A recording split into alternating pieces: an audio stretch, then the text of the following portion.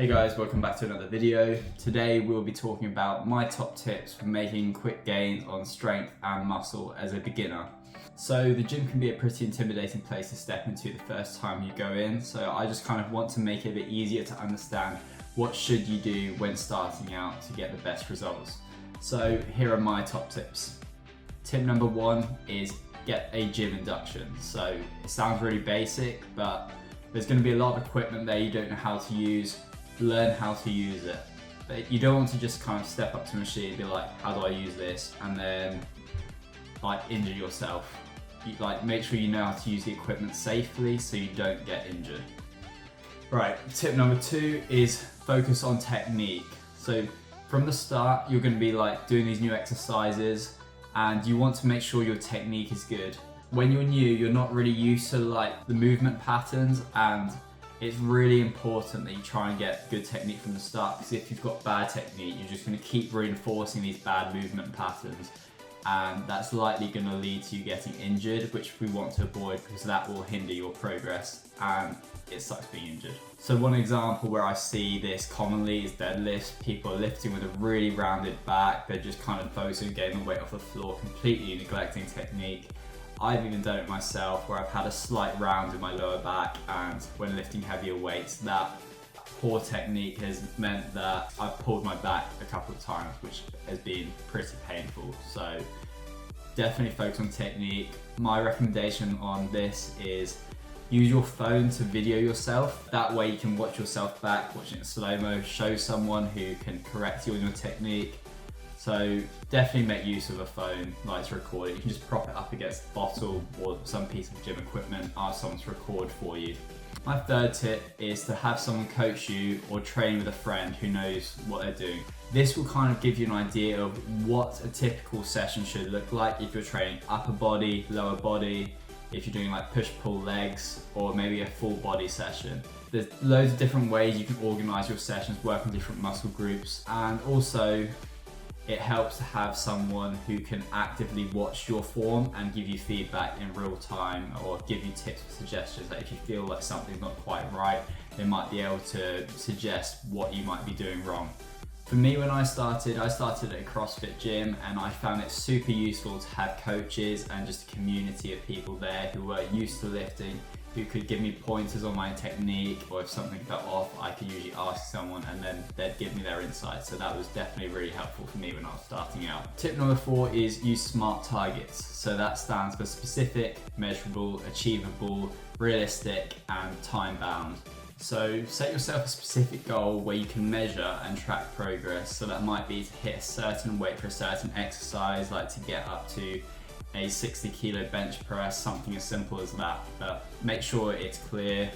Then you want to make sure it's measurable. So an example of a 60 kilo bench press is a measurable goal because you can see how close you're getting to it by how much weight you lift. Make sure it's achievable, so don't go and set yourself something unrealistic when starting out, like you want to hit a 160 kilo bench, which is pretty impressive, but you're probably not going to hit that for a couple of years at least starting out. Maybe if you have really good genetics, you'll hit it within a few years, but probably not going to happen like straight off the bat. And then you want to make sure it's realistic, so don't go and set your first goal to get like 160 kilo bench or something like that. 60 kilos is a lot more realistic for a beginner, and then from there you can work your way up. And then you want to make your goal time bound, so give yourself a time frame to achieve that goal. Like give yourself 3 months, try and achieve that goal. If you achieve it, great, you can set yourself another goal. If you don't achieve it, then you can set yourself a new goal, but use what you've learned during that training cycle to make your goal more realistic, adjust your training so that you can hit it next time. Tip number 5 is to make your resistance training specific to your goal. So if you want to really improve your upper body, train upper body, say 3 times a week, lower body twice a week. Understand like if you want to build muscle, you should be using higher rep ranges, so you're doing more volume. If you want to build more strength, you want to be doing lower reps but higher intensity, aka higher weight. So make sure you understand the basics of how to do the resistance training to achieve your goals. Tip number 6 is have a training program. So you don't want to go into the gym, say I want to do lower body today, and then just pick some random exercises, and then next week pick some more random exercises. Yes, you will probably see improvements as a beginner, but you'll see more improvements if you stick to the same exercises for a 4 to 6 week period, and then you swap them out with new exercises. Because then the first week you do one exercise, you do say leg press. The week after you do it on the same weight, but you add more reps. The week after you increase the weight, you can improve on that exercise. But if you keep switching from say leg press one week to leg extensions to hack squats and then go back to leg press, it's unlikely you will have improved in the leg press to the same degree. So I would suggest picking a few exercises, sticking to them for a 4 to 6 week cycle before you consider swapping to another set of exercises. This is because it allows you to get stronger in those exercises, develop the muscle groups that those exercises target, instead of mixing it up all the time. Because then you don't give your body enough time to get used to those exercises and start to adapt to them. There are many different programs available online for free, so you can either just take one online that you find and follow that. You could honestly follow anything as a beginner, but I would choose something that's tailored more towards your goals. So is it hypertrophy? Do you want to focus on upper body, lower body? Is it more strength you want? Find a program which is tailored to your goals, and I would follow that. Tip number 7 is eat to support your goals. So when you start out resistance training, you will typically see improvements in body composition regardless of what you do with your diet. But if you want to see more improvements, then you need to eat in a way which supports your training. So if your goal is to build muscle, you will want to eat in a slight calorie surplus. Now you can gain muscle whilst you're in a calorie deficit, but it's not optimal. You'll gain less muscle than you would if you were in a surplus, and you'd probably do better if you went and gained weight and then lost the weight later. If you're at a stage where you actually just want to lose some body fat to like reveal the muscle underneath, then the same applies. Make sure you're in a calorie deficit. Keep training in a way that helps to preserve or even build muscle whilst you're in a deficit. Tip number 8 is avoid ego lifting. So it's really common for when people start out, or even like experienced people, to get carried away. They feel like they're doing really well and they keep adding weight on the bar, and at some point they begin to compromise their technique. So this goes back to tip number 2. And usually ego lifting kind of just leads to a bit of burnout. You see less progress, and usually it's caused by seeing someone else lift more than you and you're like, I can do that, I'm gonna go and try and do that. I've seen people like next to me on a squat rack start like squatting like the same way I am, but they don't go down to full depth, they go down to like quarter depth, and in my head I'm a bit like, what are you doing? And I don't know. So basically avoid doing that. It's much better to lift with sub-maximal weights with better form and technique than to just keep pushing the weight up and risk injuring yourself. Tip number 9 is don't be afraid to ask for advice. So there's a lot of people in the gym who have been training for quite a while. They know what it's like to start off being brand new. If you kind of need pointers, don't be afraid to ask.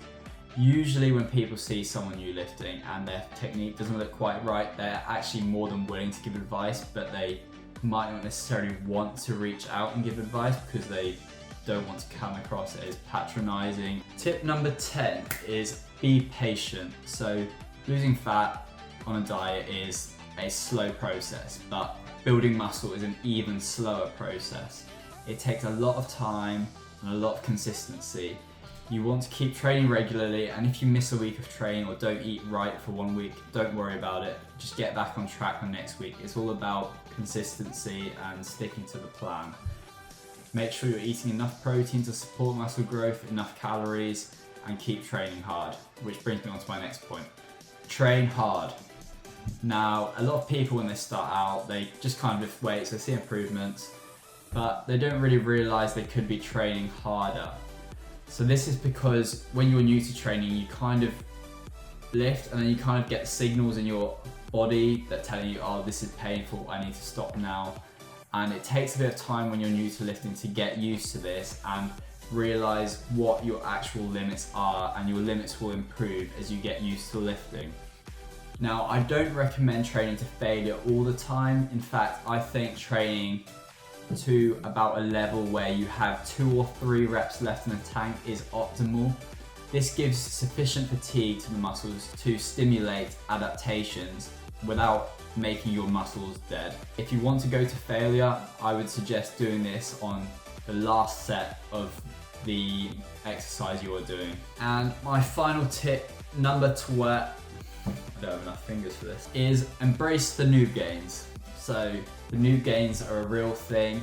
When you're new to training, you see really fast progress and it feels amazing. Like, honestly, if you're still having noob gains like for a year or two, then that is awesome. Because after that, you'll start to see a plateau, and to be honest, it sucks after seeing such quick progress for the first year.